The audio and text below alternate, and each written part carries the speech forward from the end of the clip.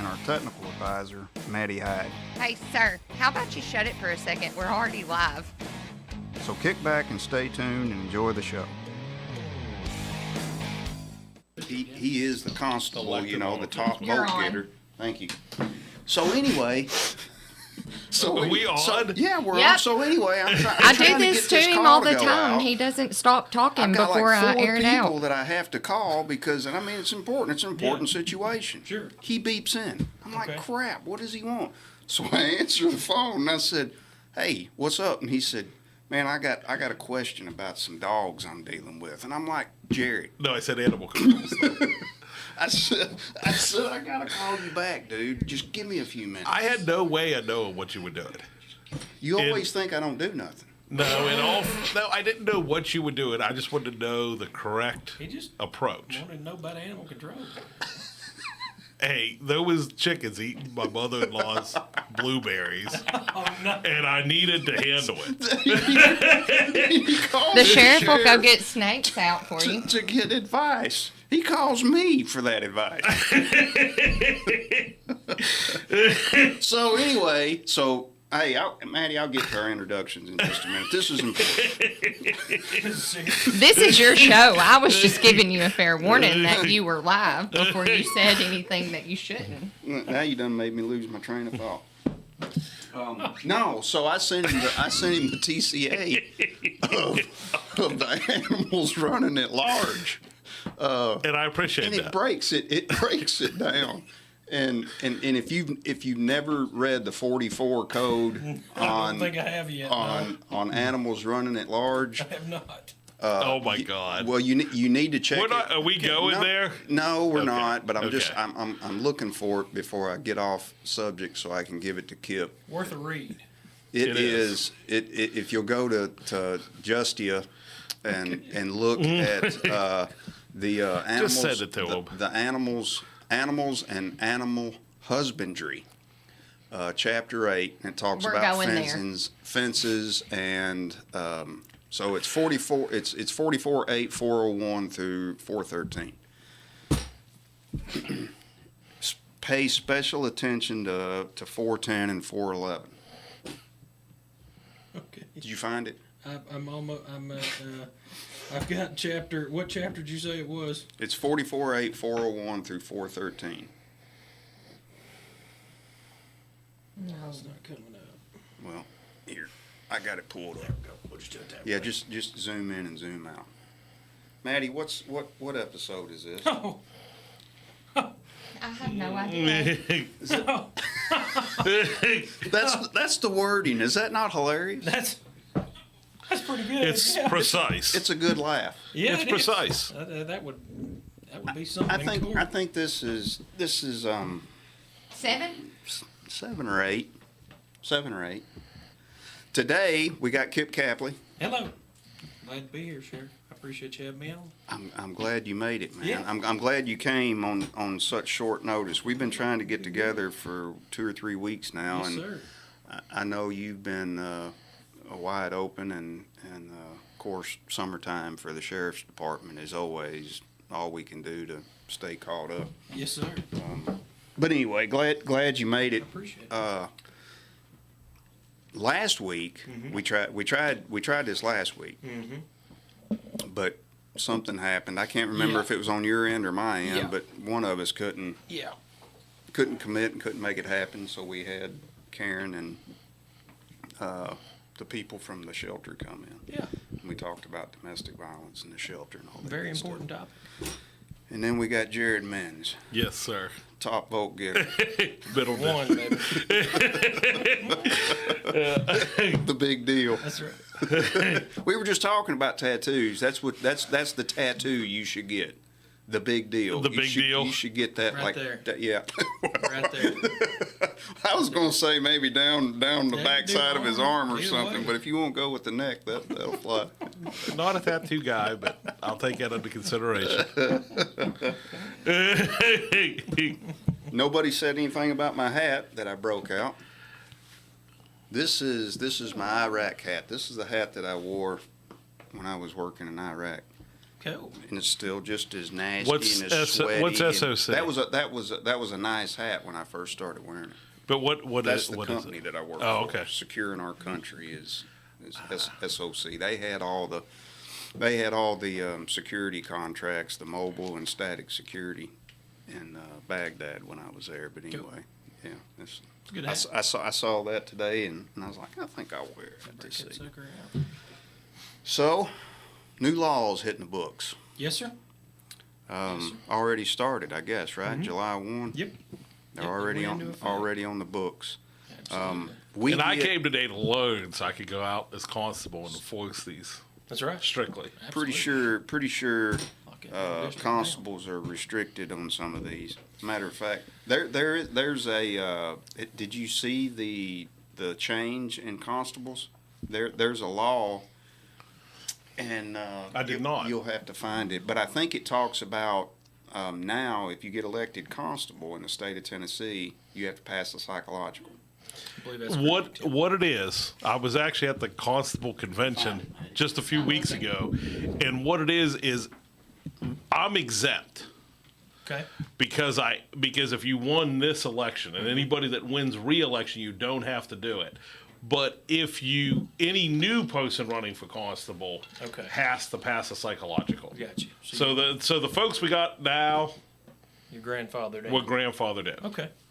There's not I an remember exemption this. in I'll there take that a the psychological. sheriff can order one. If you want me to go get one, let's go. You know I done backgrounds on all y'all, didn't you? Did I pass?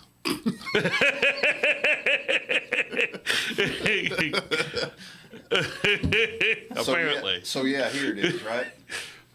So it talks about, I mean, that's it, and that's the short version, right? A Yep. letter from a psychologist licensed in the state.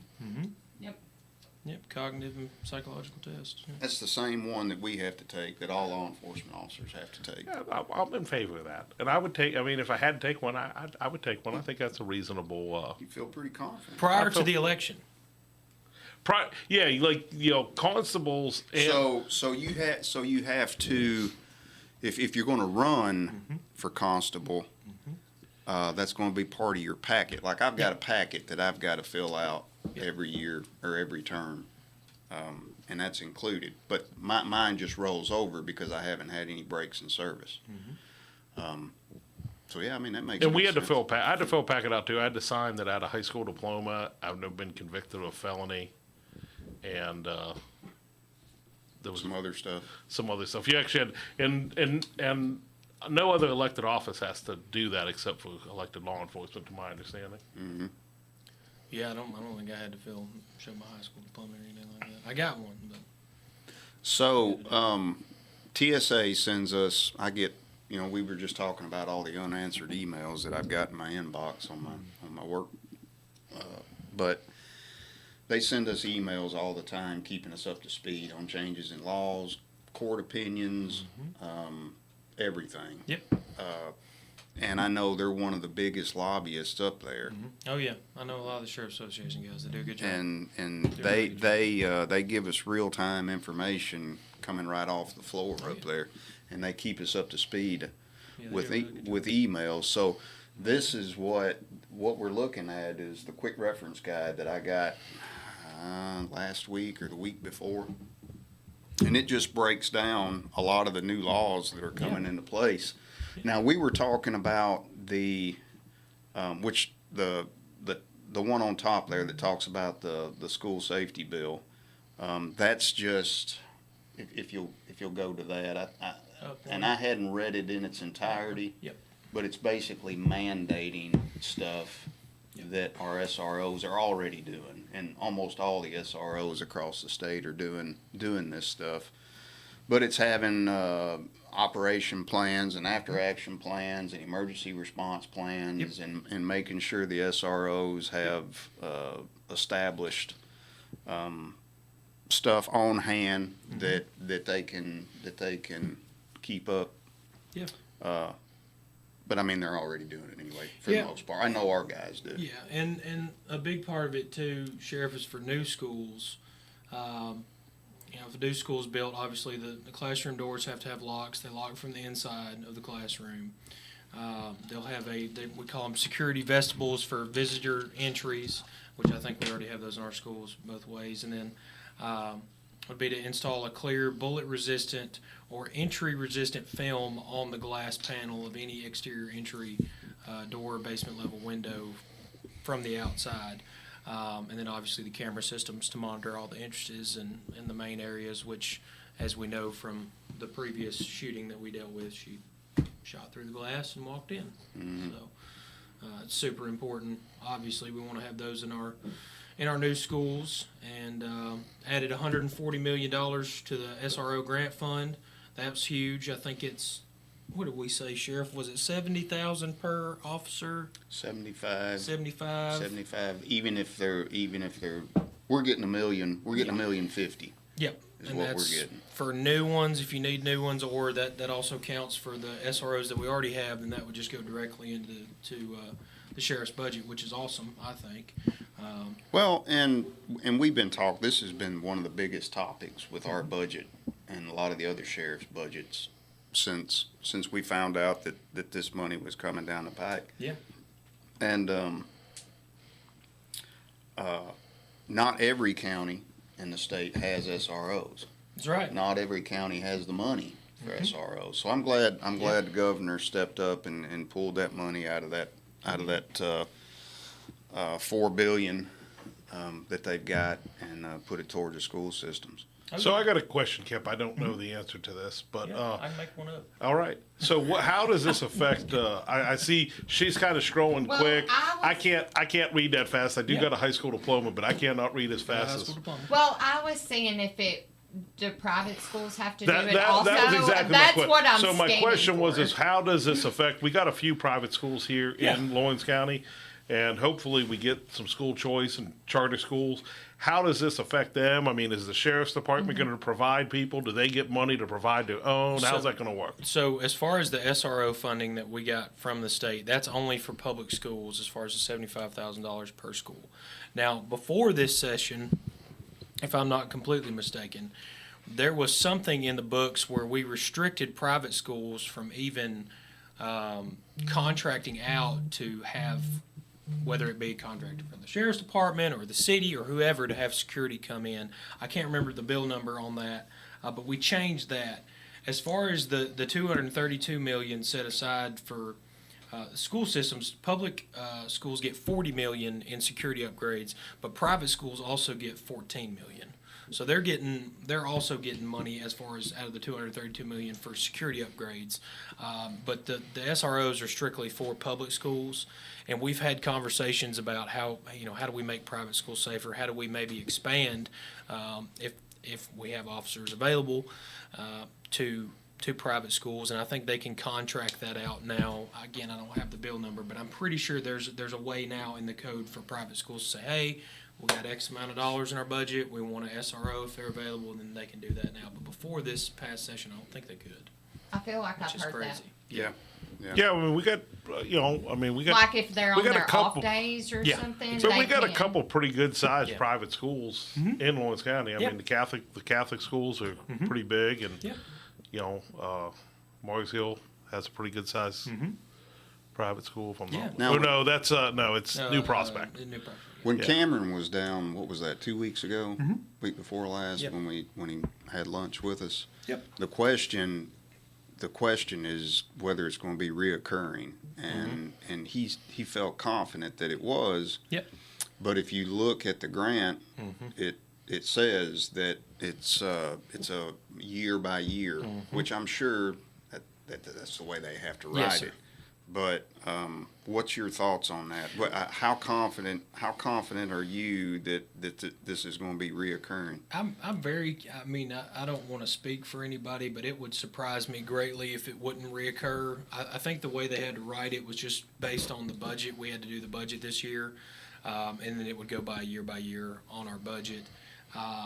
It would surprise me greatly if this was not reoccurring. Now, I don't want to say that 100% or not because I don't know. That's above my pay grade. But I would say 90-95% sure it would be reoccurring. I wouldn't see how they would be able to take that out of the budget going forward. Now, that's during Lee's administration. Now, I can't speak for the next governor, whoever that may be, they might do a whole different package, change it up, more money, less money, I don't know. But for the foreseeable future, I would assume it would be reoccurring. Good Feel deal. pretty confident on that, which I think is fantastic. You know, and also we did $8 million for school-based behavioral health folks. If your child's having some issues and, you know, maybe they need somebody to talk to at school, we've increased resources as far as that goes too. So hopefully that's another step in the process of keeping them off of you, hopefully. You Good know. deal. Yep, that's big. And another one we were just talking about Yeah. before we went on was the Delta 8. Yes. What's now for people that's not familiar with the Delta 8? That is a synthetic THC vape, like an e-cig with THC in it. What we're seeing is, of course, they're sold and they're legal products, from my understanding. Of course, you have to be 21 to purchase them, but they say that they're less than 0.3% THC. Yep. The issues we're seeing is that they're not regulated. Yep. And some of the ones that we tested when we've had somebody overdose from using a THC vape, we had the Dangerous Drug Task Force test the last one. I think it was 45%. Now, can you imagine 45% THC in a vapor, Wow. in a vape? And that's what's stopping these kids' hearts. So what's the law change on that? Well, before this, anyone could buy them. Anybody. A 14-year-old could go into a gas station and buy a Delta 8, Delta 10, 9, 11, 12, whatever. Gummies, they could buy the pens. I don't know necessarily how prevalent that was, but from what we were talking about earlier, clearly it's gotten into the hands of school-age children, whether that be they had somebody else buy them for them or they bought them themselves. And we've also looked at, too, before this, the companies that were selling this product, they would market the packaging to minors. So they would have, you know, a cartoon character or a superhero or, you know, something else that a minor would, you know, obviously gravitate toward. And then they would purchase them, and then, like you said, they obviously didn't know what they were getting into, and then you have a situation where somebody takes a gummy and a child takes a gummy, and maybe they go to school and they freak out, et cetera, et cetera. So we cracked down on that. They can't do that anymore as far as that goes. We also made it a Class A misdemeanor for if you sell or distribute these products to somebody that's under 21. So now they have a penalty for it. And likewise, as far as selling from one, like, you know, if a 16-year-old sold it to a 14-year-old, same deal. Yeah, so it before this, it was, as far as I know, it was all holds bar. Anybody could buy. I mean, a 9-year-old could go into a gas station before this. I picture a dirty freaking warehouse somewhere out west somewhere, and a bunch of long-haired people out there mixing this crap up in a big vat. Yeah. And putting it into these capsules or cartridges or whatever it is, and these e-cigs, and wrapping them up, boxing them up, and shipping them out. And nobody's checking the levels. Nobody's checking nothing. I mean, that's just the way I've got it pictured. Yeah. You know. Or a factory in China. Well, Now, I do have a question. I mean, I think it's a great step in the right direction, but are these penalties in line with the same penalties that you would have for selling alcohol to a minor? Are they still less than that? I don't think, I'd have to double check, Jared. I'm not 100% sure if they're the same as alcohol. I want to say they're the same as cigarettes, I think. But you think it should be, tobacco, I mean, I think. but you think it should almost be in line. I mean, this is a Yeah. step I mean, in the it's- right direction, but you Yeah. think, I mean, it's an intoxicant. You know, I mean, tobacco is bad for folks, but, you know, you can smoke a cigarette and drive down the street. Sure, yeah, you're not going to. Or a cigar. Yeah. Or dip, whatever. Yeah. But you know, you should not be operating a vehicle on Delta 8 the same as you shouldn't. So you think the punishment should actually maybe over time be in line with getting alcohol to a minor. Yeah. That's just my thought process. Yeah, and you know, the bill does some different things with the labeling, like I said, and the safety requirements, and then the retailers, they have to contract through a third-party lab for testing of just how strong their products are. So there has to be now they do have to have certification? Yes, they have to have testing. That's great. Like before, Sheriff, we were talking about, you know, you never know exactly, you know, it could say 0.3 or whatever it could say, and then you open up the package and it's 0.8 or 0.9, whatever it is. Or 45%. Or 45%. Now they have to go through a third-party lab to test the products to make sure that what it says on the packaging is actually what you're getting, which I think is another huge step too. This was a big deal. Yeah, and was. we finally got field test kits, where color test kits, where we Yep. can check and the THC level. It'll throw a different color if it's higher than 0.3%, but it doesn't tell you How the severe? percentage Yeah. of it. But now we can tell if we've got a trunk load of hemp or high grade marijuana, at least, you know, from right there. This was one that caught my eye too. This is that 494 bill where it allows you to carry a handgun while you're hunting. There's no penalty. This guy, That you? Yeah. Well, good for I you. carried that one. I think, right? Is it Yeah. that one? Your name's Yeah, on it. that's me. And Doggett, our other Yeah. Lawrence County road. Yeah. That's strong. It's right from Lawrence County. Yeah. No raccoon shall be killed or taken except as the handgun is not used for taking the game. Yep. Before this, Did you add the raccoon part in there? Well- Was that yours?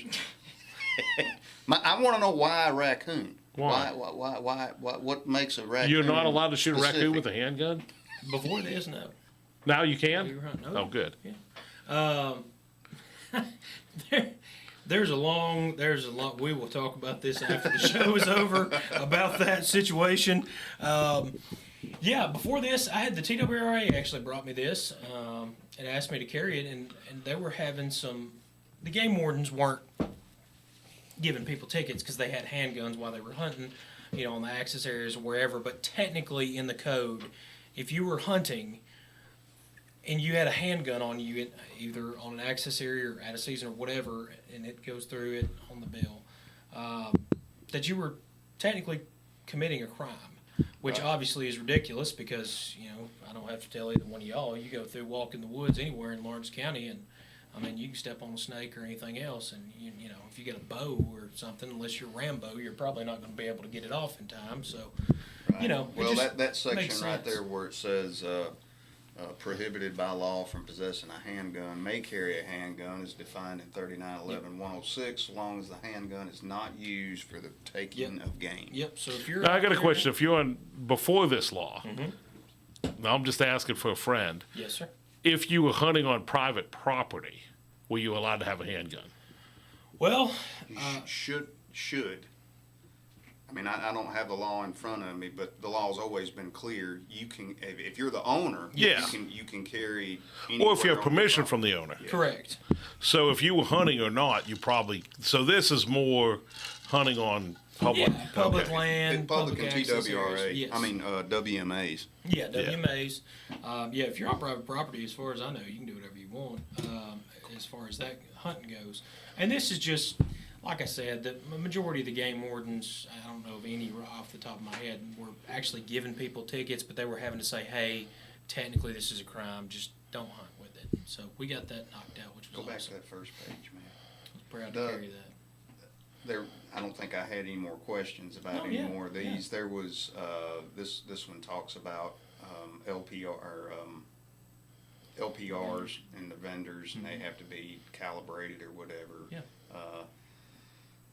Needle exchange. I mean, that's a no-brainer. Yep. They moved it from 2,000 feet to 1,000 feet. Exchanging needles near a school. I mean, that's just no-brainer. Yep. What is this drug here? This is makes it a Class A misdemeanor to possess whatever that drug is, and a Class C felony to manufacture. I don't know what that is, and I was going to check that out before I got here today. And I didn't. Do you know what that is, Jared? I don't. You never heard of that one? It's a sedative. So it's anesthesia and I remember this. This is a drug that they use for horses to trank horses. Okay. And I guess there was a situation, some which way or the other, that people were either inhaling it or injecting it, and they were just getting. And they probably And caught inebriated. them, and they didn't have a law on the books, and yep. Go. And they were just, which I don't know why anybody would want to take a horse tranquilizer, but you know. Why would you want to smoke something they make with Red Devil Eye and Coleman fuel and lithium batteries? Yes, sir. Yes. TCRS. This was probably one of the biggest topics at TSA. Are you familiar with any of this? Because I'm a long way from retiring. The retirement stuff. Guys that got 25, 30 years, they've really been paying close attention to the benefits changing with the Tennessee Consolidated Retirement. Yeah, I'm not super familiar. We can get into it if you want, and I'll look into it a little bit. But it's, as far as I know, everybody got a pretty good bump. I got you. Yeah. Well, since I'm not retiring anytime soon, I don't have a whole lot of interest. You ask me in another 12, 14 years. I'll be working till I'm 70. What is the Silas Gable flat law? Providing it, I guess if you loan somebody your vehicle and you know that they're suspended or revoked for a DUI, no. Yes. Providing a vehicle to a person who is under the influence or has their license suspended or revoked. Yep. Yep. Can you click on that bill number, please, Maddie? Which one? And then to go down. 243. 243. Down. That There one. you go. I remember this, but I need to jog my memory. That was HB 1198. Well, this seems to make a lot of sense. So if your buddy's drunk and you give him your keys, you're responsible. That kind of makes sense. What we've always had, well, we haven't always had, but that law, that DUI by allowing, is similar to this, I believe. But I just don't know. I haven't read. Knowingly provides a motor vehicle to another person who the provider of the vehicle knows or reasonably should know is under the influence of an intoxicant, marijuana, controlled substance, analog, drug, substance affecting the central nervous system, or combination thereof. Yeah. It is an offense for a person to knowingly provide a motor vehicle to another person who the provider of the vehicle knows or reasonably should know is a person whose driver's license has been suspended or revoked by the court. Yep. It's an A misdemeanor. Something, I can't remember the reason it's called the Silas Gable Flat Law. Something happened, and I think it was in East Tennessee, and a family member gave another family member a set of keys, and they drove down the road and got in a horrible car accident and killed someone. And this basically says that if you know that so-and-so is drunk and you knowingly give them the keys to their vehicle, your vehicle, whoever, it doesn't matter if it's your son, brother, yada yada, and they go down the road and they do something, you're also liable to whatever happens. The first offense would be, it's a minimum of 48 hours incarceration. The second offense is 72 hours incarceration. And the third offense, if you get caught doing this 3 times, you have to spend a week in jail. There you go. That's a little different. That's kind of a thing. no-brainer. It's Yeah, another no-brainer. I mean, you don't give the drunk guy at the party your keys and say, "Here, just take my ride." Yeah, just go on down the road. Right. Yep. Yep. Let's see. There was.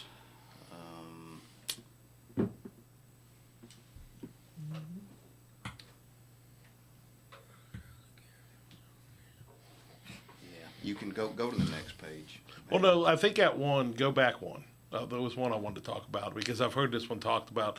The PC 64. There's always been a law. No, wait. Oh, you talking about the Yeah, Chris go on, but- Jenkins, the ladder situation? I don't know. I thought that was the one we had to pull over. No. Now the No, that ain't the one I wanted to talk about. that one is the Chris Jenkins law that's an interesting one, and I don't know if a lot of people know that. So I mean, we can talk about that.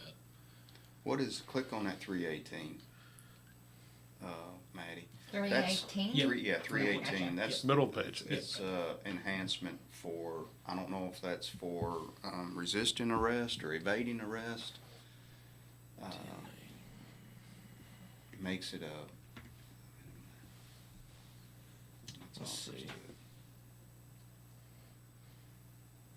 Yeah, it doesn't explain. It just says that it's an I don't know if it's an enhanced charge or enhanced punishment. I don't know what's been enhanced. That's a Democrat bill, Sheriff. They're hard to figure out. Imagine that.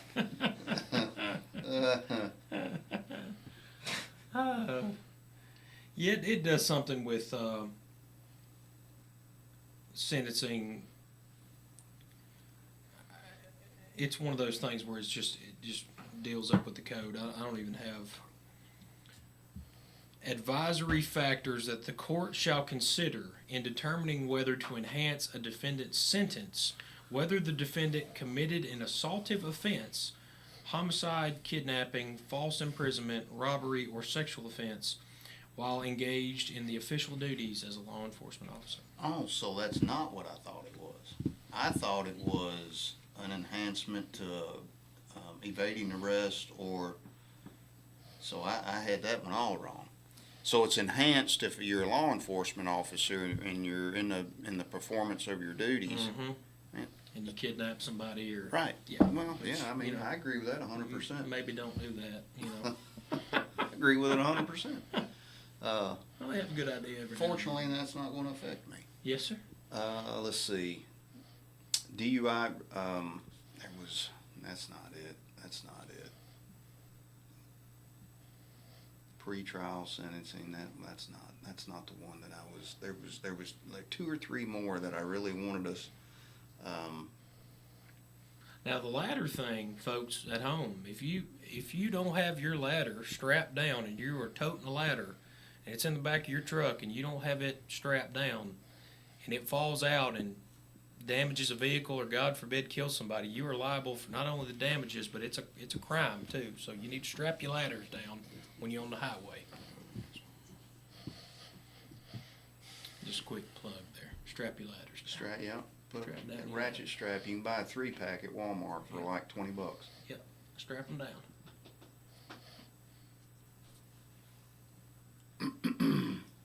Y'all can be chatting. I'm looking if y'all want. Vehicular manslaughter, Class C to a Class B felony. I don't see it up here, but I saw one where in Tennessee we've had the law for quite some time that if law enforcement's on the shoulder, you have to go into the passing lane. Yep. And I've from my understanding, we've changed it this year that if you see anybody along the shoulder, if you can get over, like Yes. if you see someone changing a tire, you see a tractor trailer broke down, everybody has to go over into the passing lane if possible. Well, it started with just. Here's one. It says 354. Read that one. Is that it? It's about a fine for it. Yield of right of way. Yeah, that's it. Probably. Yeah. Click Yeah, on it. because they got their hazard light. Yeah, keep going, Sheriff. That's it. See, well, I can remember working the interstate back in the late '90s and early part of 2000. There wasn't a move over law, and the truckers would try to blow the hat off your head. They'd try to get so close to you to knock the hat off your head. So I was glad to see that move over law come. Well, then it wasn't just emergency equipment; it was anybody with flashing lights, broke down vehicle with their flashers on. I mean, we just had a wreck 2 weeks ago involving an LUS truck that was on the side of the road that was working on some lines and they got hit. So, what does this do to that already existing law? So this, if somebody's parked on the side of the road and they've got their hazard lights on and you don't move over, if you can, right? We're not going to say risk your life or the life of other people. If you can move over and you don't, then it would it basically increases. It's an increased fine for it. So you're going to pay more money as a punishment. proceeding with due caution, yield to the right of way by making a lane change into a lane not adjacent to the stationary vehicle if possible, with due regard to safety and traffic conditions. If on a highway having at least 4 lanes with not less than 2 lanes proceeding in the same direction. Yep. So you got to reduce your speed. Try, maintain safe speed for road conditions. If it's unsafe or impossible, don't do it. But if somebody's on the side of the road, and like the sheriff said, if you're just speeding by trying to be an idiot, And it's for everyone. yeah, anybody. Yeah, I mean, Not this just police is officers. kind of common sense. So Yeah. I mean, Yeah. if you see someone alongside the road changing their tire, Well, I mean, it's kind of like common sense to turn on your lights when it's foggy outside, but people don't do that either. well, you know what else is common sense that a lot of folks don't do is people drive in the fast lane, in the passing lane, the exact same speed as a car right beside them. And I know folks are really friendly in Tennessee, and I think they like their neighbors, so they ride right beside them. But that's something that, and that's actually, I think that is actually legal. You're supposed to only use the passing lane for passing. That's right. But for some reason, I don't know why, but folks, they drive a couple miles out under the speed limit in the passing lane beside someone else that's driving the same speed. I don't know, that's annoying to me. Yeah. So it just Everybody's gives letting it you. $1,000, $250 to $1,000 fine if you're caught doing that. We added another 100 highway patrol and support staff, 25 extra TBI forensic staff. So that should hopefully take a little bit of load off our local sheriffs with those new TBI forensic folks. And put another $50 million into the Violent Crime Intervention Fund too. So those are good things. We need another crime lab. I've heard that. We probably could use another 3 or 4. I mean, across the state. Where's the one that where's that one at? Nashville. Is it really? Yeah. Nashville's where we go once a month and take our evidence up there. And it takes a long time to get it back. I've heard It that. does. It takes a long time. And I understand they're short-staffed like everybody else, and there's such a huge volume now because, I mean, for example, if I can't go forward with a drug case on somebody until I get the lab report back. And that's one of the biggest delays in court right now. Same thing with getting a blood alcohol back on somebody you arrested for DUI. You can't go forward with that case. I mean, when I get a call and they say, Sheriff, I got a DUI, in Alabama or Georgia or whatever, what do you recommend? Do you know anything? And I always tell them, don't get an attorney. In my opinion, I wouldn't get an attorney until my lab report come back. Sure. I mean, if you're borderline, you might have a chance in court, but if you're not, you didn't need to be driving anyway, and you just need to go up there and plead guilty. Yep. But it takes months, sometimes longer, to get lab reports back. So I wish we could get another one. I wish we could get one maybe in Murray County or Williamson County or something, and maybe another one out west and another one out east. And then I think it would speed up the court system for sure. Yeah, absolutely. So I'm glad to hear that. How many more? We got 25 new TBI agents, or forensic TBI agents, specifically for forensic services, and then 100 new troopers. I got you. Yep, that'll help. Let's see. Go to the next page, Eddie. I don't know what that is. That was one. There was a couple of them specific to jails. I had a discussion this morning with an individual about our jail, and there's this idea that I run that jail, but I don't. I just follow the rules that TCI tells me. A lot of them I don't make a lot of the rules. What is that 301, Maddie? Just don't click on it yet. What is that? Allowed. This is the one I believe where we have to put ankle bracelets, electronic monitoring devices on anybody, click on that leaves the jail. So with our work release program, we have 2 programs. We have our paid work release and we have our unpaid work release. That's the guys that go the landfill and help out Maddie's dad, and we've got some that goes to Public Works. We have one that goes over to City Police Department. We have one that goes to the animal shelter. These guys don't get paid. They just get time off of their sentence. I think they get 2 for 1 on their sentencing or something, and it gets them out of there, and it's a win-win for everybody. And then we have a paid work release program where I think we got 5 or 6 that go to a couple of factories, one here in town, one in Loretta, and then we have one that goes to the Best Western and cleans rooms. So everybody that goes out on that program has an ankle monitor. Yep. But our unpaid work release don't.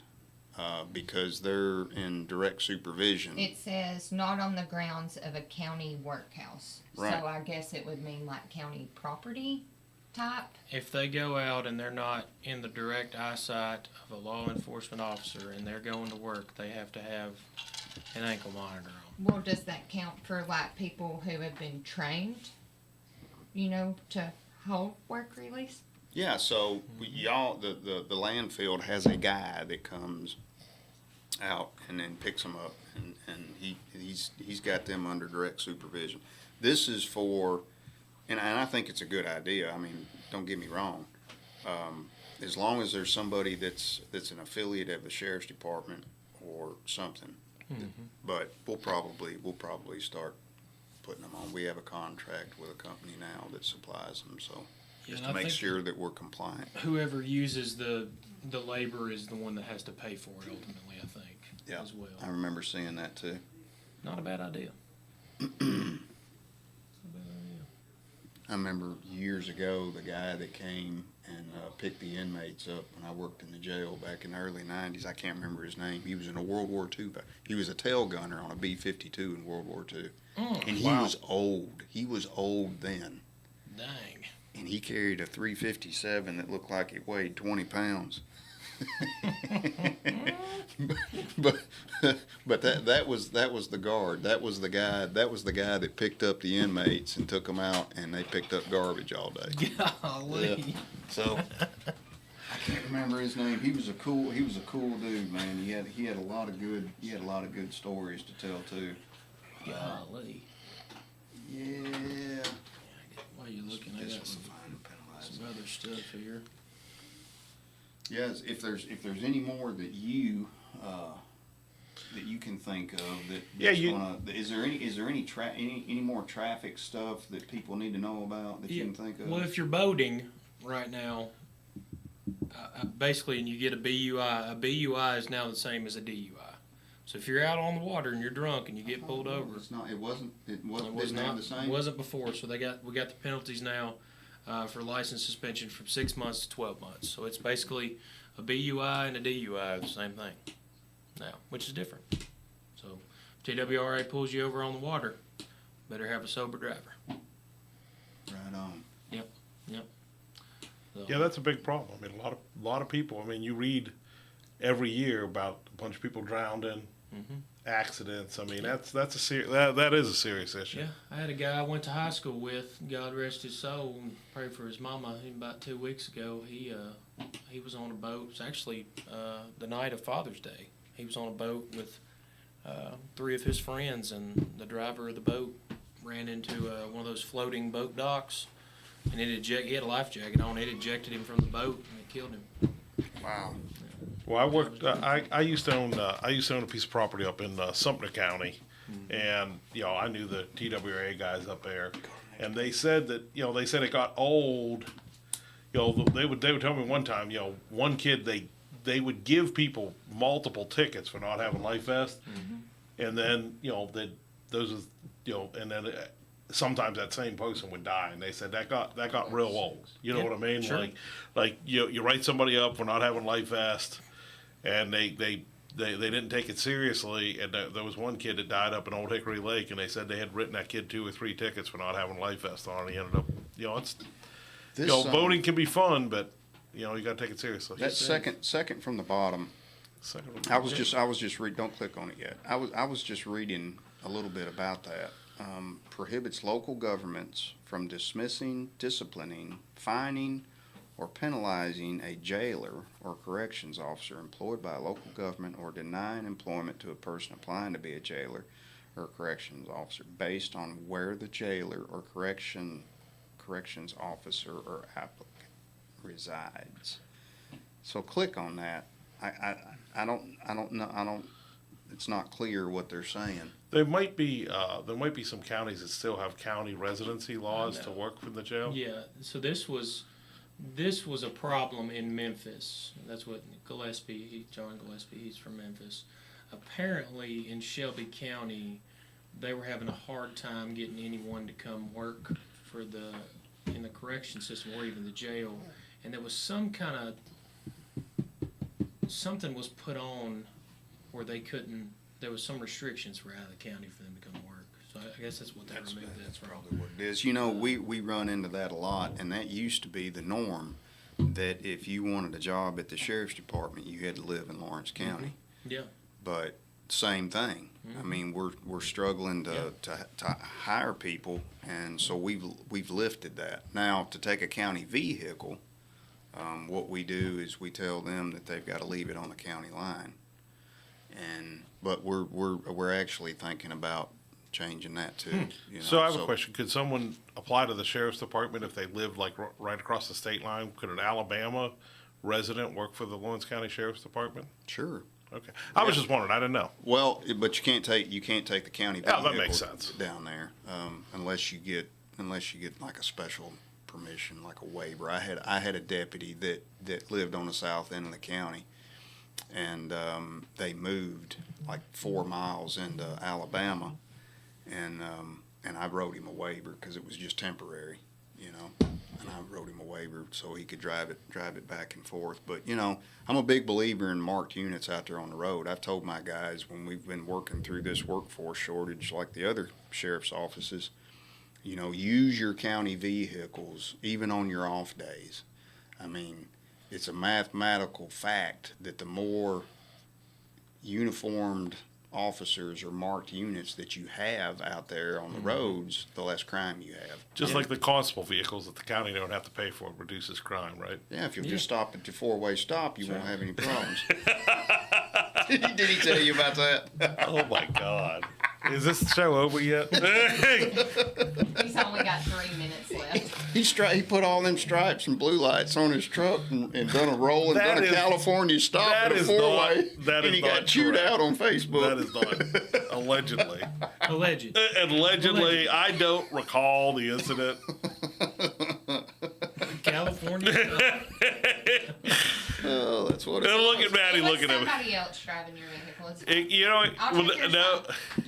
I got your back. It was somebody else driving his vehicle. Technically, with the lights of the marked vehicle, no one else is allowed to drive. Oh, okay. He's finally starting to learn not to call me and ask for advice. Unless you want the harsh truth, do not ever do that. No. What was the one where there was some kind of a domestic down the road from his house, and he calls me up and he says I'm gonna go to this domestic, but I mean, do I need to just bust up in there, or do I need to kind of hang back and wait on your deputies or what? And I said, so pull up in the driveway, get out, walk in the door, kick the door open, blast all 3 rounds through the ceiling, and tell everybody to get in. And he don't say a word. He says, I'm gonna quit asking.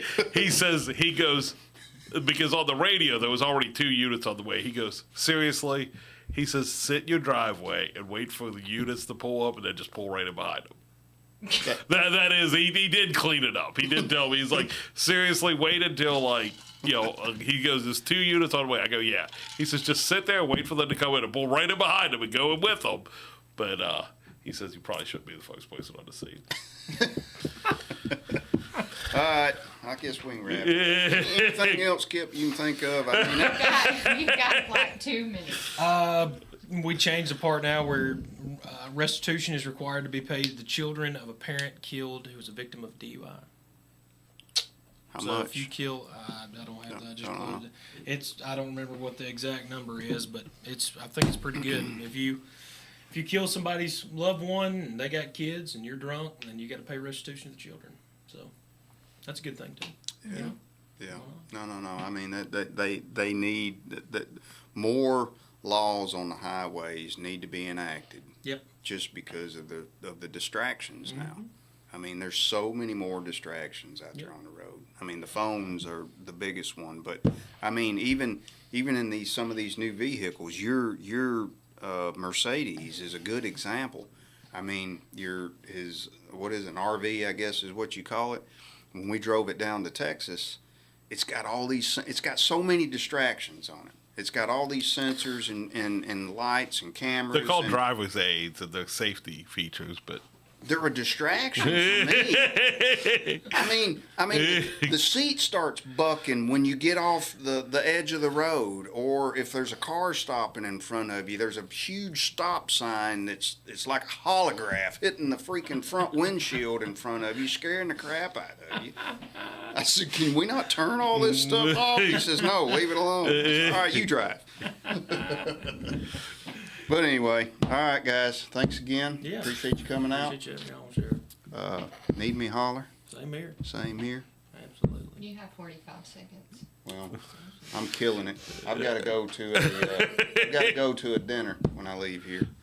So, goodbye, folks. See you next time. Batty, he's just leaving you hanging. I know, I'll talk to you, exciting. Batty. You talk to me What would for you like? 30 What would you like to seconds, talk 'cause to I about just that? don't really like hitting buttons, but we'll take it off of Facebook. Okay. Are we off? Dead No, air. we're Dead not. air. What?